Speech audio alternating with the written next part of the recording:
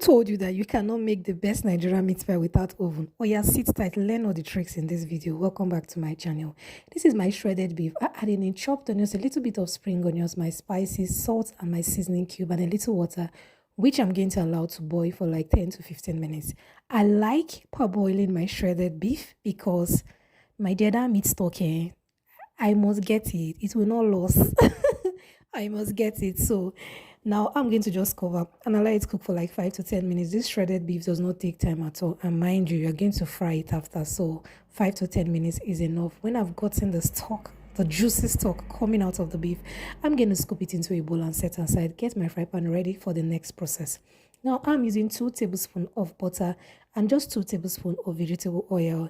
I like adding butter to my filling because it just takes it to another level. It gets your meat pie filling together and also gives it an exceptional taste, especially when you use cooking butter. After melting in my butter and into my vegetable oil in my pan, I'm going to add in chopped onions and a little bit of chopped spring onions.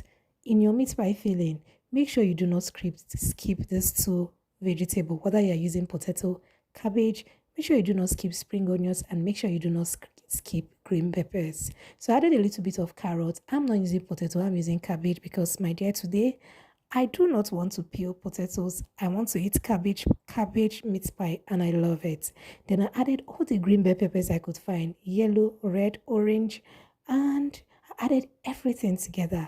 It added color to this meat pie filling, and it was so exceptional. Added in my pepper, my paprika, my spices, my curry, any of the spice you like in your kitchen, my dear, put it inside the pie. After which, I'm going to go on now to add in my shredded beef. You can decide to chop your beef into little pieces. For me, no, I'm not chopping mayo. I want to feel that chunky beef in my pie. As in work must chop now. So after which, I'm going to go on now to add in the meat stock. You see this meat stock? It is so juicy. Then I added the remaining parts of my spring onions to add extra color and flavor to this pie. Then one thing you must add generous amount into your meat pie filling, my dear, is your curry. That curry, to make your meat pie be tasting like Mr. Biggs. Then go on now to add in your salt. I did not add much salt, just a little bit of salt, like half teaspoon, because my meat pie filling had enough spice in it and it was okay. No seasoning cube. Then I'm sprinkling like 2 tablespoons of all-purpose flour just to thicken it a bit. Then after which, this is the yumminess we got at the end of the day. Oh my god. Now let's dive into the main process and make our dough. I'm using all-purpose flour, 500 grams of all-purpose flour. I'm going to add in half teaspoon of salt because my butter is a little bit salted, 1 tablespoon of baking powder. I'm going to mix all these dry ingredients together and go on now to add in my butter. Make sure your butter is cold. It will help the crust of your pie to come out better. So the ratio is 1:2. So I'm using 250 grams of butter for 500 grams of flour.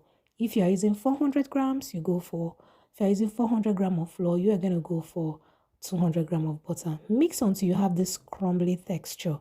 At this stage, the amount of water you need is not much. You need like 2 tablespoons of cold water or cold milk, whichever one you want to use. But for me, I am using cold water, and this is me adding it into my pie dough just to get my dough together. Now, make sure you do not overmix your dough. Very important. Just use the tip of your finger and get your dough together carefully. Once they are fully put together, you're going to go on now to get ready to pop this into the fridge. If you know that you do not have much time in your hand or your fridge, the weather will not allow it to be very cold, my dear, put it in your freezer for 15 minutes so that your dough won't come out being soggy. If your fridge is not too cold, it will come out being too soft and soggy. So I'm going to pop this in the freezer, my dear, because I want it to be fast for like 15 minutes. Then I'm going to whisk 1 egg and set aside. If you have watched to this point and you haven't subscribed to this channel, do subscribe, do like and share, do thumbs up this video and tell me what you think about this recipe. And don't click off yet too. The good part of this video is towards the end. You want to find out how I baked in less than an hour, my dear, stick around and thumbs up this video, my dear. Encourage your girl. This is me after I've taken my dough out of the fridge. I'm just going to divide it into different portions. This is very important because you do not want to over process your dough by rolling it too much. Look at me. What happened, my dear? I forgot to video the process. Relax, we're going to do it all over again. So look at me. I just picked one dough and I'm going to roll it till flat. You know when you are filming and you think you press record, only for you to discover that when you are done, you did not record. That is what just happened to me. So it's one of those things that we creators face when we make videos. So I'm going to repeat the process. So now I picked one portion of the dough and I'm going to roll. Make sure it's not so thin because you do not want your dough to break or pop open while baking. Just roll it to be slightly thick. Then I'm going to go on now to use anything you have in your kitchen. Pot cover, plate cover, anything that can give you a round look of this size, my dear, is okay. Now, so you don't need to stress yourself. So this my bowl, my wonderful soup bowl did the job for me. So I'm not going to go now to brush with egg mix. That's the egg I whisked earlier.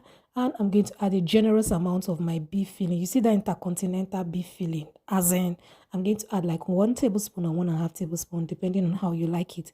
But for me, now 1.5 tablespoon, because I want to enjoy myself. What do you think? Then after which, because you have brushed the edge of your pie with egg mix, it is just going to be easy. The sealing is easy. You just use your finger to just press the edge of your pie carefully, not too much because you do not want to break your dough. Your dough, now this dough is very fragile. So after which, you're just going to use your fork to further seal it. Since you've used your egg mix, your fork is not going to just do much. It's going to be more like a design because the egg has already done this neat sealing for you. And if your fork is getting stuck to your dough, my dear, just pop it into your flour and use it. Make sure you put a hole 2 to 3 times on top of your pie because you want it to breathe and you do not want it to pop open in the oven. So 500 grams of flour gave me like 10 meat pies, and this is the last one. So I'm repeating the process and I'm going to close in my fork and I'm going to get ready to bake this in an oven and bake in a pot. Relax, so you need to tell me which one you prefer, the one I baked in the pot or the one I baked in an oven. So watch to the very end. This competition of pot and oven is getting interesting. So this is the one I'm going to take to my oven. There are like 6 of them. I'm just going to go on now to brush with egg mix or egg wash. Some people mix their egg with milk, but my dear, that one egg I broke, it will do the job for me. I know fit that my milk, I want to keep it well for my tea. So you can add milk if you like. You don't add more than 1 tablespoon of milk to 1 egg. But for me, I think the egg wash alone does the job. Just brush every corner of the top of your pie and pop in your oven. Bake at 180 degrees Celsius for 30 to 35 minutes. If you're using an electric oven, put your pie at the middle of your oven. Now this one now is going straight into the oven. Now I'm using my microwave plate to bake in a pot because I feel that is what can withstand the heat. If you have any plates that can withstand the heat, make sure you use a plate that is tagged microwave safe. So I'm going to also brush this one with egg mix and get ready to pop this one into my pot. Pot and oven competition. Interesting. Now, this is my pot. It has been on the fire for like 10 to 15 minutes. I have a salt in that I used to keep. That salt, once I finish baking, I will tie it and keep it back so that I won't be looking for salt anytime I want to bake. Then I just poured my salt in my pot and let it to heat up for like 5 to 10 minutes. I'm putting in my pile into the pot. My dear, watch out for your hands. That pot is hot. It almost burns me. I advise you cover with foil all the way through. But my dear, I realized that my foil paper has finished. So I had to use my kitchen baking paper to cover the remaining aspects. And allow this bake on medium heat for 40 to 50 minutes. Not low heat, medium heat. For meat pie, you bake on medium heat. Now, once you leave this for like 10 to 15 minutes, please do not be opening your pot. Relax, let it bake well. This is the oven baked meat pie. 30 minutes, 35 minutes, it is ready. It looks so good. Don't you think so? So good. You will love it. Now, this is the one I baked using my pot. It is perfect. This is after 50 minutes. Look at this. Oh, my sister, my brother. Thumbs up this video. Do like and share. This is it. They are both ready. Pot and oven competition.